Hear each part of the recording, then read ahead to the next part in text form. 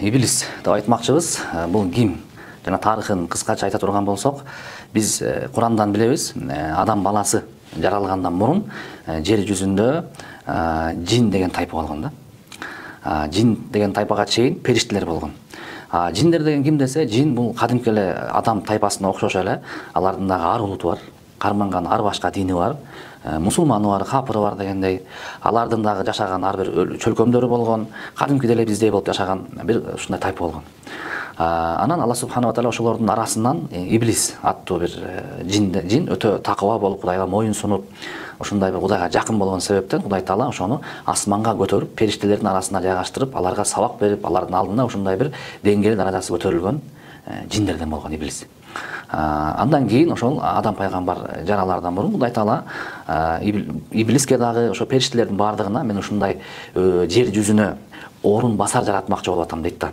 Орун басар дегенде ошол жердин үстүндө ошо кыяматтык чейин жерге ээлик кылып, бирин ордун бирин баскан ушундай бир зат жаратмакчы болуп атам дегенде, Иблис тоң моюндук кылып ошол жараткан Аллах таалага баягындай кылган нерсесине, жараткан затына, жаратып аткан ошол адамга көрө албастык кылып, анан кийинчерээк сажда кылгыла деп ошо Иблиске Алла таала периштелерге буйрганда, периштелердин баары сажда кылып, Иблис гана ошол сажда кылбай Кудайдын аразына, каарына калып, шайтанатка конгон деп айтылат да.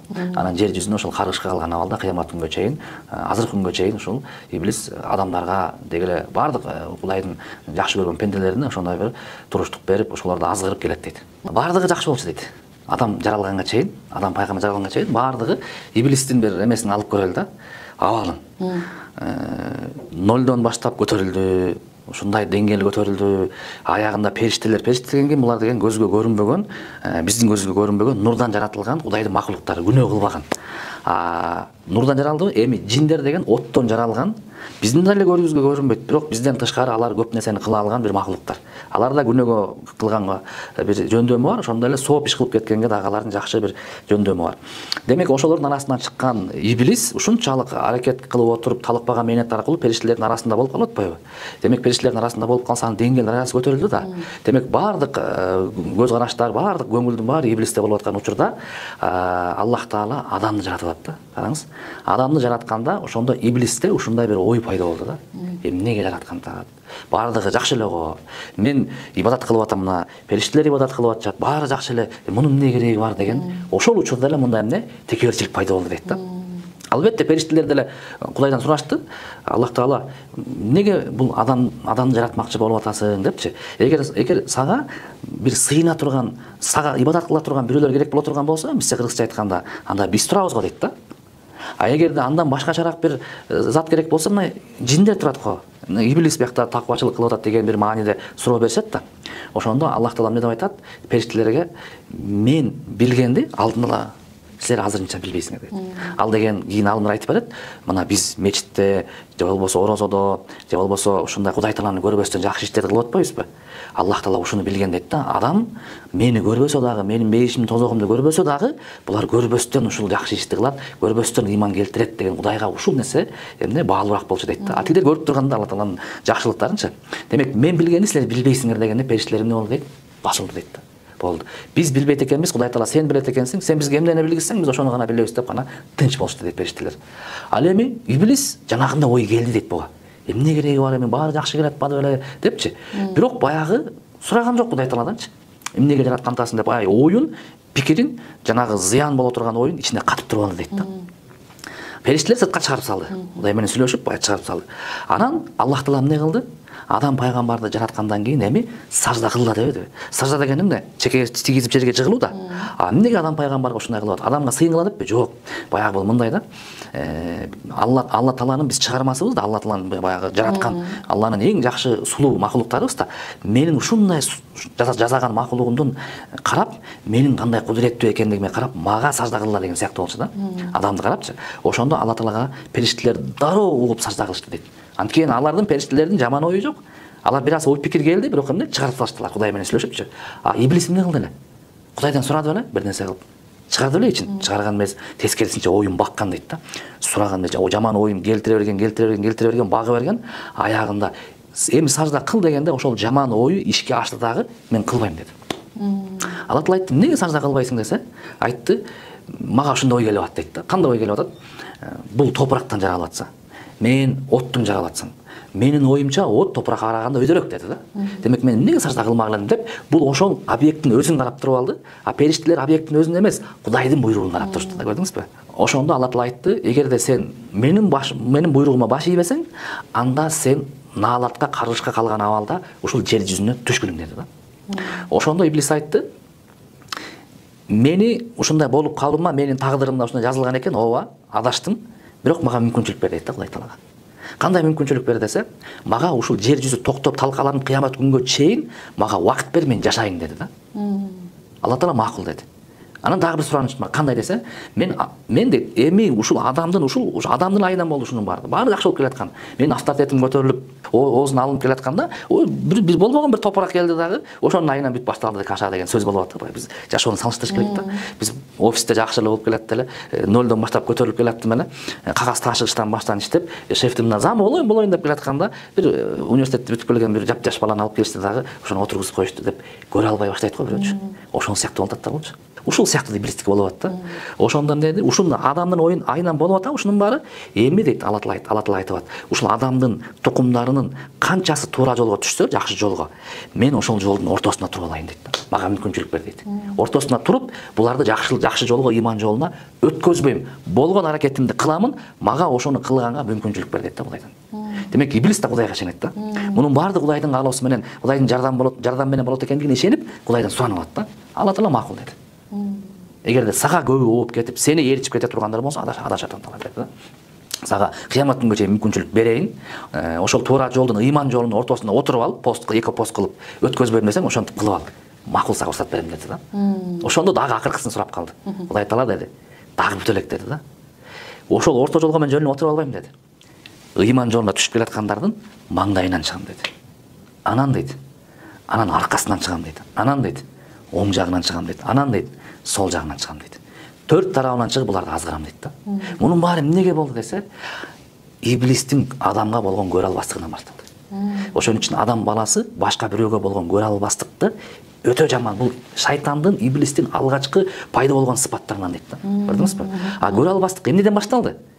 Келген ой пикирден башталды. Ой келип турат да, жаман ой келип турат. Сен адам болгондон кийин ойду чакырбайсың. Ой өзү келет Кудай тараптанчы. Сынаш үчүн келет сени. Ой келди, периштелерге да ой келди да. Кандай ой келди?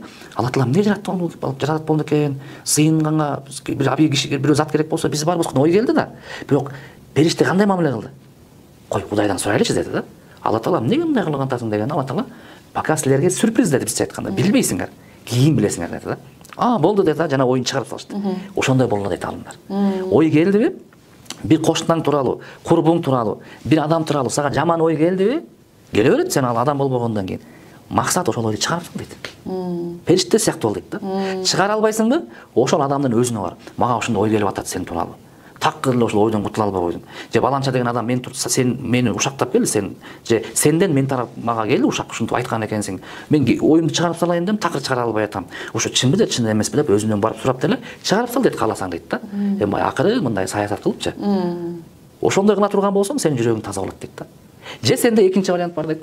Сурабай эле кой, чыгарбай эле кой, ошол оюңду бак дейт. Шайтандай бол. Багыр, аягында ошол оюң кыймылга ишке ашат дейт. Ал кыймыл кандай? Кудайдын буйругуна баш ийбей койдубу? Сен да Кудайдын буйругуна баш ийбестен ошол адамга зыян кылып атасың дейт да. Бизге адамга азыр зыян кылып атабы шайтан? Эмне себептен зыян кылып атат? Кудайга баш ийбегендиктен да. Сен дагы Кудайдын эртең Кудайдын алдына эмне деп жооп берем, ошол адамдын алдына эртең Кудайдын алдына эмне деп жооп беремди карабай каласың. Сен ошол адамга зыян берем деп аягында бул мени ушундай кылды беле деп жаман ой келди да. Карап турду, шернеге чакырбай коем. Карап тур, конокко чакырса барбай коем. Карап тур, алдыман чыкса учурашпай коем. Уже кыймыл аракетке айланып баштайт да. Мунун баары эмнеден пайда болду? Көрө албастык. Демек иблистин алгачкы адамга болгон зыяны көрө албастыктан башталды да. Анан ошонун аркасынан башка жаман сыпаттар туулуп баштады. Иблис жер жүзүндө карышка калып Кудай Тааладан жанагыларды мүмкүнчүлүктөр суранып атканда, Кудай Таала эмне кылды? Жер жүзүндөн ошол асман кааласынан жер жүзүнө чыккының деп буйрук берди дагы. Ошол кыямат күнгө чейин сен суранган нерсенин баардыгы мүмкүнчүлүк берилди деп анан Аллах Таала иблисти шайтанатка кондурду да. Шайтан деген бул ошол Кудайдын жакшылыгынан, мээриминен алыстап калган деген маанини билдирет да. Ошентип кыямат күнгө чейин шайтан ушундай бир Кудайдын мээриминен алыстап, ушундай иштерди кыла баштады. Ал эми Алла Таала Куранда шайтан деген ысым Кудайдын жакшылыгынан алыстап, мээринен алыстап калган, жардан алыстап калган деген бул жиндерге да берсе болот, инсандарга да ошондой ысым берсе болот деп айтат да. Силерде ушундай ушундай бир жамандыктар бар. Алар жамандыктар жиндерден болгон шайтандардан да келет, адамдардан болгон шайтандардан да келет деп Алла Таала ушинтип бөлгөн да. Демек кайсыл бир инсан жанагындай иблистин кылганыкындай кылып көрө албастык кылса, текеберлик кылса, ич таарлык кылса, бул кадимки адам кейпиндеги шайтан болот да. Ошон үчүн аалымдардын айткан сөзү бар. Мен жиндерден болгон шайтандардан көп корко бербейм дейт да. Мен адамдардан болгон шайтандардан корком дейт да. Эмнеге деп сураса айтат да. Мен жиндерден болгон шайтандардан корко бербейм дегенин мааниси, мен Куран окуп койсом, дем салып койсом, бир иш кылып койсом, алар качып кетет дейт. Бирок адамдардан болгон шайтан качпайт ал дейт да. Ал жүрө берет жаңы дейт да. Билбейсиң дейт. Сен жана тымызын, жаман иштерди кылып коюп жүрө берет, алардан көп зыян келет дейт да. Демек сөзүбүзгө кайтып келели. Демек шайтан ошентип кандай азгырыктарды кылат десе, кандай деп айтты? Маңдайынан чыгам, аркасынан чыгам, оң жагынан чыгам, сол жагынан дейт. Ушуну аалымдар эки түрлүү түшүндүргөн. Өтө кызыктуу да. Бир тарап түшүндүргөн аалымдар мынтет. Маңдайынан чыгам дегендин мааниси, бул деген эртең сен Кудайдын алдына барар күнгө даярдандырбайм дейт да. Эртең Кудайдын алдына барып сен бейишке чыгайын, ушундай бактылуу болоюн дейсиң го, эртеңки күнүң маңдайыңда. Ошону сага бууп коет дейт. Көрбөй каласың дейт да. Ушул күн менен гана жашап каласың, өлбөчүдөй болуп дейт. Аркаңа дегендин мааниси, ошол сенин бул жашооңду сен үчүн ушундай кооздоп коем дейт да. Оң жактан келем, сол жактан келем деген, оң жак бул жакшы нерсе болот дагы, сага ушундай акыйкат келгенде, оң жак деген акыйкат да, акыйкат келип, Кудайды тааныш керек, ушул жол туура экен деп келгенде, бул нерсени да көргөзбөй коем дейт. Сол деген бул жаман нерсе, сол менен күнөө иштерди сага кооздоп коем дейт да. Экинчи тараптагы аалымдар өтө жакшы түшүндүрөт да. Кандай десе, маңдайыңан келем деген мааниси, мындай деген мааниси бар дейт. Кандай десе, маңдай деген алдыга кадам шилтөө да. Сен алдыга жакшы пландарды кылайын деп кадам шилтейсиң дейт. Же болбосо сен мисалы үчүн кой, ушул күндөн баштап мен намаз окуйн, ыйман жолуна түшөйүн деп кадам шилтеп келатсаң эле шайтан келет дейт. Каяка баратасың дейт. Сен жашсың да дагы. Сен жашсың. Сен Кудай буйрса пенсияга чыкканда, Кудай буйрса бала чакаңды үйлөндүргөндөн кийин үйдө отуруп каласың да. Ошондо деле кылсаң болот. Өзүң каяка баратасың деп алдыга кадам шилтегенди жаман жактырбайт дагы. Сен ошентип баягы жүрө берет экенсиң да. Кийин окуйм, кийин барам, кийин кылам, кийин деп алдыга кадам шилтей албайсың. Ал кимдин азгырыгы менен болуп атат? Шайтандан дейт. Түшүндүңүзбү? Эми кээ бир адамдар муну да укпайт дейт. Кой деп баарын түртөт дагы, жок. Мен ыйман жолуна түшөйүн деп алдыга кадам шилтегенде шайтан каякта калып калды? Аркасында калып калды да. Эми аркасынан келет дейт. Кантип келет десе мынтет дейт. Сен ошол мурун билесиңби, намаз окуй элек учуруңда авторитет болчусуң. Шаарда сен кыйын болчусуң. Сени баягы Кудай мисал катары сени кыздардын баары жакшы көрчү. Сени жигиттердин баары карачы. Же болбосо сен душа компания болсуң деп баягы ыйманга түшүп калган адамга мурунку кездерин эскертет экен да, өтүп кеткен кездеринчи. Ошону эстеп алып жыжыга берет экен да. Чын эле азыр мен көчөдө жүргөндө мага адамдар көп көңүл бурбойт. А мурун болсо менин кыз айтат экен да, мен сулуулугума көчөдө кетип баратканда эркектин баары карачы. Ошону эстей берет экен. Эркек бала болсо, мени деген жаш балдар келип, чоңдор кетип учурашчы мурун. Азыр карасаң мени көп неметпей калды деп, баягы мурунку кездерин эстеп эле ошондон бери рахат ала берет экен да. Ошону эскертет экен шайтан, аркасынан келет дегенчи.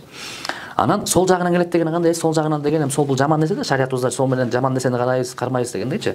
Ал дегени дейт, сен намаз окуп ошондо ыйман жолуна түшүп калганда жаман нерселерди кылдырып берет экен да. Эми сен намаз окуп атасың, орозо кармап атасың, ой сен жакшы иштерди кылып атасың, эми анда-санда тамеки чегип эчтеке болбойт дейт экен да. Тамеки тартып бер. Чубак деле айтпады беле, арам эмес, бирок арамга жакын деп. Арамга жакын болгон арам эмес да бул деп баягы күнөөнү сага жеңил кылып көргөзөт экен да. Эми сен деген бир жылда бир орозо кармап атасың, бир жылда бир, эми 11 ай мындай деле кылып кое бер, эчтеке болбойт дейт экен да. Же болбосо сен ажыга барып келдиң, же баланча кылып келдиң, түкүнчө кылып келдиң, эми сен кыйналып атпайсың, мен процент алып бер, эчтеке болбойт. Сага ким акча берет? Андан башка деп баягы күнөө иштерди жеңил кылып көргөзөт экен сол тараптанчы. Жок деп андан да тыйыласың, маңдайыңан да тыйыласың. Аркадан тыйылып өзүңдү ушинтип коргоо аракет кылсаң, оң жагынан келет экен да. Оң жагы деген кандай десе, оң деген бул жакшы да. Оңдон башташ керек, оң кол менен жазыш керек депчи. Ошол сени жакшы иштер менен азгырат экен да. Кандай азгырат экен? Сен дейт, өткөндө садака бердиң дейт экен да. Сен өткөндө билесиң, баланчанын курсагын тойгуздуң, түкүнчө иш кылдың дейт экен да. Же болбосо сен түнчүндө намаз окуп ыйладың дейт экен да. Ой, сен кыйын экенсиң дейт экен да. Чын эле мен кыйын экенмин деп калат экенсиң да. Сен деген могу кишилерди көрүп турасыңбы? Ушулар эгерде сен көргөзбөй берген садакаңды ушулар билгенде, деп сени кыйын дешмек. Сен деген билесиңби канча жолу орозо кармагансың. А булар орозо кармаганына жакын деле болбоду. А сен билесиңби, Кудай деп баштаганыңа кенеде чагыңан баштады. А булар кечеде баштабады деп, баягы сени жакшы иштериңди ушундай тегеректеп сонун көргөзүп, сени байлап, сени ушундай текебер кылып, мен деген болуп кеттим. мен ушундай периште болоюн деп эле калдың сен дейт экен да. Ушу кичине эле калды, канаттарың эле жок. Болбосо сен периштеге окшош эле калдың дейт экен дагы. Сен ошол жакшы иштериң менен сени текебер кылып баштайт экен да. Башкалар намазды жаңы окуп баштагандарды, эми садака берип баштагандар, эми бир ыйман жолуна түшүп баштагандарды мынтип карап баштайт экенсиң да. Байкуш депчи. Сени менде болгучу ой да канча иш кылышың керек, канча садака беришиң керек, канча закет беришиң керек, канча мечитте намаз окушуң керек. Ошондо деле бул байкуш жетпейт го мага деп баягы жакшы иштер менен бура алат экен да. Эми алымдар айтат да, ушунун кайсынысы кыйын десе, ушу оң кыйын дейт да. Эмнеге десе, маңдайга келгенде шайтандан экенин билесиң дейт. Ушто жакшы жолго түшүрбөй атат. Аркада экенин келген шайтан экенин билесиң дейт. Ушто эскертип атат баягы мурунку кездеримде. Солду деле мындай кайсы бир сезимдер менен билесиң, шайтан ушуну мага оңду билбейсиң дейт да. Баары жакшы көрүнүп эле сен өзүң эле баягы рахат алып эле жакшы иштериң менен көзүңдү бууп эле башкаларды көрбөй алат экенсиң да. Ушундан көп адамдар чыга албай жүрөт. Ошон үчүн бар да тигине баланча деле сакал коюп, түкүнчө деле жолук кийип алып, эл карабай, жер карабай, өзүлөрүн кыйын сезип кетти го. Шайтан ошентип көргөзүп койгон да. Ушинтип баягы шайтан айтып аткан учурдачы, мага мындан убакыт бер, мындай мүмкүнчүлүк бер, төрт тарабынан чыгайын деп атканда периштелер угуп турган дейт. Ошону периштелер ыйлабайт дейт. Жараткан Алла Таала адам байкушка жол калбай калды го депчи. Адам байкуш эми эмне кылат? Төрт тарабынан тең чыкмай болду дегенде Алла Таала мынтип айткан экен да. Ай периштелер, сатана болбогула. Төрт тарабынан чыгам деди, чыгам деди. Бирок үстү менен асты бош калбады деген дейт да. Ал кандай десе дейт, эгерде кимде ким алакан жайган болсо, үстүндө карап дейт. Ушул төрт тараптан чыгып кетүүгө мен мүмкүнчүлүк берем дейт. Асты бош калды дегенде, эгер ким саждага жыгылып Кудайдан жардам сураса, төрт тараптан жол таап берем деген дейт да. Демек шайтан ушундай бир көрө албастыктын айынан барган сайын баягы жакшы иштерди тозуп, жаман иштерди кооз көргөзүп, адамга ушундай жаман нерселерди туудурат экен дагы. Болгон максаты эмне? Кудайга жакындабасын деп. Мен сыяктуу болсун деп. Анан негизгисин айтайынбы? Негизгиси мындай да. Шайтан далилдегиси келип атат дейт да. Эмнени? Жаман мен эмес, жаман адам деп. Көрдүңүзбү? Бул дагы бир сыпаттардын бири. Барго, сен мойнуңа албайсың да. Сенден кетип калды, мойнуңа албайсың. Жок. Мен далилдейм моонар экен деген депчи. Бул да шайтандын сыпаттарынан. Адам Алла Таала айтпадыбы? Сажда кылып кой деди. Жок деди. Мен отмун, мен кыйынмын. Ушу мен кыйын экенимди кыямат күнгө чейин далилдейм дейт да шайтан. Көрдүңүзбү? Что адам менден өткөн акмак, адам менден өткөн текебер, мен биякта эле калып калган текеберлигим. Адам менден өткөн өч алгыч, адам менден өткөн көрө албас экендигин Кудай мен сага далилдеп берем деп атат. Көрдүңүзбү? Ошондо Алла Таала эмне кылды? Жер жүзүнө чыккынын каргышка калган абалда дегенде деп баягы жерге түштү дагы, ошондон баштап ушинтип келет дейт. Бул ошол эки нерсени эле кенен түшүндүрсө болот да. Бул кандай? Ар дайым Кудай менен болгон байланышта бол дейт да. Ошол дуады батада эле, сажда деле Кудай менен болгон байланышта. Кудай менен болгон байланыштар өтө көп. Биринчиси намазыңды бекем тургуз. Экинчиси ар дайым зикир деп коет. Эртең менен кечинде Кудайды эстеп жүр. Анан өзүңдү жөнөкөй алып жүр дейт да. Өзүңдү өтө жөнөкөй алып жүр. Жөнөкөй алып жүр деген кандай? Жөнөкөй десе эле байкуш болуп кетпе дейт. Сен өзүң кандай болсоң, ошондой адамдар менен жасалмасыз, кошпосуз, кошпой, адамдар кенситпей жөнөкөй өзүңдү алып жүр дейт да. Анан төртүнчүсү бардык кылынган жакшылыктар Кудайдын гана жардамы менен болду деп Кудайга байлан дейт да. Бардык кылынган жаман нерселердин бардыгы менин кемчилигимден болду деп кайра Кудайдан кечирим сурап жүр дейт. Ушул абалда адам жүрө турган болсо, шайтандын азгырынан кутулат дейт да. Шайтан азгырынан кутулат дейт.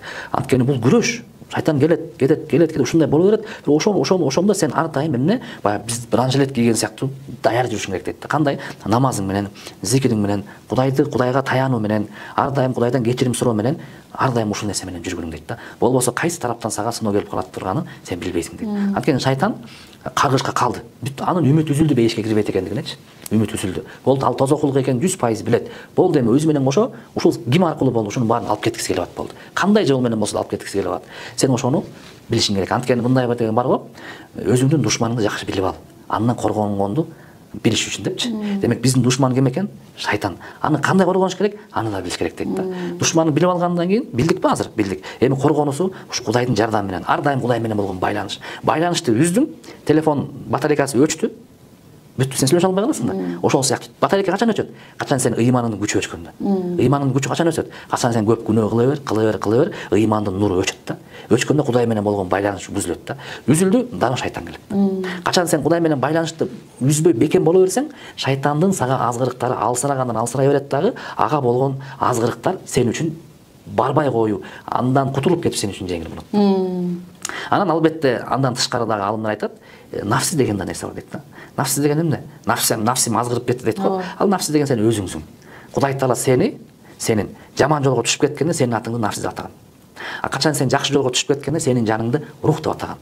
Биздин эки атыбыз бар. Биздин мына денебиз турат да. Бул дене биздики эмес, бул Кудайдыкы. Кудай Таала муну бизге убактылуу гана берген. Ашып кетсе 100 жыл колдоносуң анан бүттү деп. Бирок биз кимбиз? Ичибиздеги жанбыз да. Биз негизи ошолбуз. Эми ошол жандын эки аталышы бар. Жан качан дененин ичинде күнөө кылса, аны нафс деп коет. Жан качан дененин ичинде жакшы иш кылса, аны рух деп быйык атап коет да. Алла Таала айткан, силер ошо нафсиңер жаман бузулуп кетсеңер, аны өзүңөр тазалап оңдогула деген. Сен өзүңдү ар дайым жакшылыкка оңдоп жүрүшүң керек, бирок ошол учурда шайтан келет. Ошону шайтандан да кутул, ички дүйнөңдү оңдогонго да аракет кыл. Бизде кыла турган ишибиз өтө көп да. Биздин маңдай болгон максатыбыз бар, өзүбүз. Ошон үчүн Жунейд Багдади деген чоң алым айткан да. Мен өзүмдүн кемчилигимди, өзүмдү оңдошту, шайтандан болгон коргонучту күнүгө өзүмдү күзгү карагандай карап жүрөм дейт. Ушу менен алек болуп жүргөн үчүн башкаларды карап айыптап, башкаларды ушактап, башкаларга убактым жок ага дейт да. Көрдүңүзбү? Качан сен өзүңдү унутуп койсоң, издей баштайсың жанагындай. Шайтан ошону каалап унут дейт да өзүңдү. Ошон үчүн жок, сенде нафси бар. Нафсиң тазалап жакшы жолго түшүшүң керек. Шайтаның бар, андан азгырылыктан кутулушуң керек. Ушу менен сен өзүңдү аракет кылып, өзүңдү оңдоп жанагы Чыңгыз Айтматов атабыз айткандай, адамга күнүгө адам болуш ордотпойбу, чыныгы адам бол дейт да. Чыныгы адам деген ким? Адам пайгамбар, негизги түпкү атабыз. Ал ыйык киши болгон да, пайгамбар болгон, Кудайды тааныган. Ошондой негизги биздин оригиналга келишибиз керек да. Ал шайтандын азгырыктан кутулган, Аллага жакын болгон үчүн ошондой болуш күнүгө кыйын экен. Күнүгө өзүң аракет кылып жүрүш керек.